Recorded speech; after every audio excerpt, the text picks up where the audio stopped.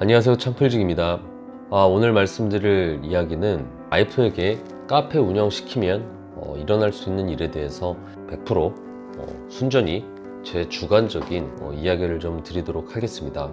일단 휴일에 못 쉽니다. 이게 별거 아닌 것 같은데 사람들이 항상 각자의 그 바이오 리듬이라는 게 있잖아요. 나름 자신의 일을 하면서 피치를 끌어올리면서 일을 하다가 이것만 하면 내일은 쉰다, 뭐 이런 게 있는 건데, 거의 정신적으로 육체적인 힘을 다 소진하고 나서 집에 왔는데 와이프가 일을 하고 있으면 이게 쉬는 게 아닙니다. 특히 명절 같은 때 알바애들 다 없고 주인이 해야 되는 상황이 되면 얄짤없이 같이 나가야 되는 겁니다. 지금도 카페를 운영하고 있지만 예전에 처음으로 장사를 시켰을 때가 2012년 겨울이었는데요. 그때도 80평짜리 카페를 운영했는데 장사라는 게 잘 될 때도 있고 안 될 때도 있는 거지만, 그래도 제 눈에 마음에 안 들면 좀 뭐라고도 좀 하고 그래야 되는 거잖아요. 이럴 땐 좀 이렇게 하고 저럴 땐 좀 저렇게 하라고 장사 선배로서 이야기를 하다 보면은 어느 순간 자기도 짜증나니까 제가 뭐라고 하면 바로 맞받아 치거든요.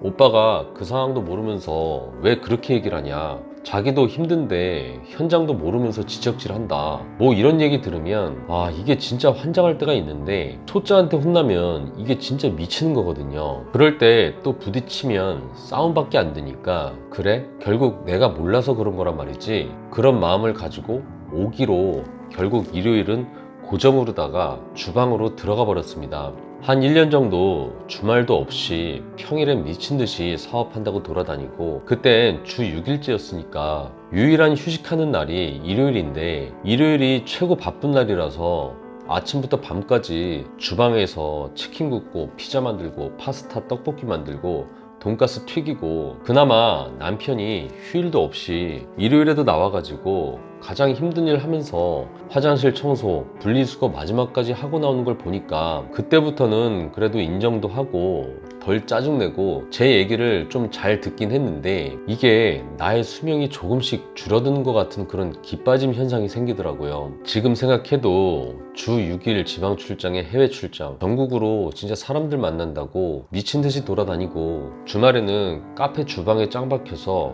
밤까지 일했다는 게, 그땐 진짜 젊었구나, 어떻게 그렇게 했지? 이런 생각이 들기도 합니다. 그때 결심했습니다. 앞으로는 절대 와이프 장사 안 시킨다고요. 결국 여러 가지 이유가 있었지만 목구멍이 포도청이라고 그 이후로도 쌀국수집 2년, 지금 운영하는 카페 2년, 이렇게 계속 하고 있네요. 단순히 몸이 힘든 것만 힘든 게 아니고 와이프 일이 하찮다고 여기는 것도 아니지만, 제 입장에서는 다소 사소할 수도 있고, 하지만 와이프 입장에서는 되게 중요할 수도 있는 일을 계속해서 상의를 해야 되는 것도 저에게는 틈새 고통이더라고요. 가령 배달을 시작하는데 배달 손님들에게 주는 그 배달 손편지 문구를 뭘로 어떻게 했으면 좋겠냐, 뭐 이런 걸 묻는다든지, 평소에 자기 말을 잘 안 듣는 알바 친구가 나에게 이런 말을 했는데 이럴 땐 어떻게 대처를 해야 되냐. 게다가 내가 볼 땐 별게 아닌데 와이프 입장에서는 굉장히 중요하다고 여기는 이런저런 것들이 있단 말이에요.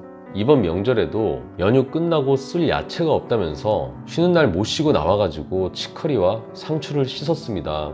깨끗이 씻어서 보관하면 되는데 굳이 그걸 씻어서 말려서 냉장 보관해야 된다고 그러더라고요. 이제 얼추 말랐으니까 집어넣자, 이렇게 얘기하면 단박에 안 된다고, 이따 다시 와서 집어넣고 집에 들어가야 된다는 거예요. 그러면 씻어서 말려놓고 어디 갔다가 다시 와가지고 냉장고에 집어넣고 그때서야 집에 가야 되는 거예요. 별것도 아닌데 하루가 그냥 지나가 버리는 거죠. 그러다가 그렇게 하고 또 와서 보니까 몇 개는 또 너무 말랐다면서, 그러면 또 그걸 버려버리면 내가 이럴 줄 알았어 하면서 부글부글 속으로 끓는 거죠. 카페 끝나는 시간이 늦으면 졸려 죽겠는데 기다려야 되고, 10시까지 온다고 했는데 하다 보니 바빠가지고 12시 마감까지 하고 1시 넘어서 오는 거죠. 바빠서 늦게 왔다는데 할 말도 없는 거고, 내일은 내가 중요한 일이 있어가지고 좀 빨리 쉬어야 되는데 친구 만나고 들어온다고 합니다.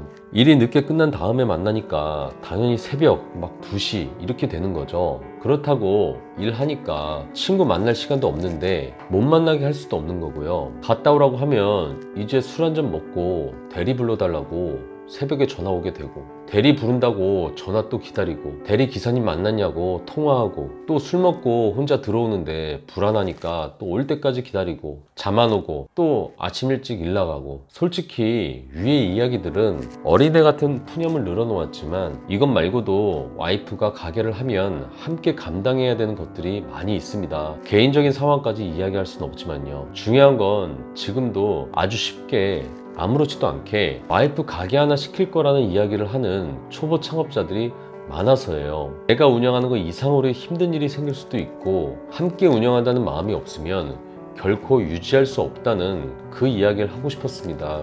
특히 직장생활 하면서 나는 안 하면서 와이프나 가족 누군가를 장사를 시키겠다는 마음을 가지신 분들 결코 쉽지 않습니다. 다시 생각하시라는 말씀을 드리고 싶어요. 저는 그래도 운 좋게 적자까지 나고 그렇게 까진 적은 없지만, 단순히 힘만 드는 게 아니라 적자가 나고 투자금을 날리고 몸과 마음이 피폐해지는 상황까지 겪는 걸 고려한다면 본인이 직접 하는 것 이상으로 말리고 싶다는 이야기를 드리고 싶었습니다. 그나저나 우리 파리공방 카페가 샌드위치 맛집으로 빨리 소문이 났으면 좋겠습니다. 정말 제 와이프가 신경 많이 쓰는 샌드위치거든요. 최고의 식자재로 최고의 노력을 더한 샌드위치 드시러 파리공방에 한 번씩 오셨으면 합니다. 아무튼 카페를 운영하는 전국의 모든 와이프분들 진심으로 응원합니다.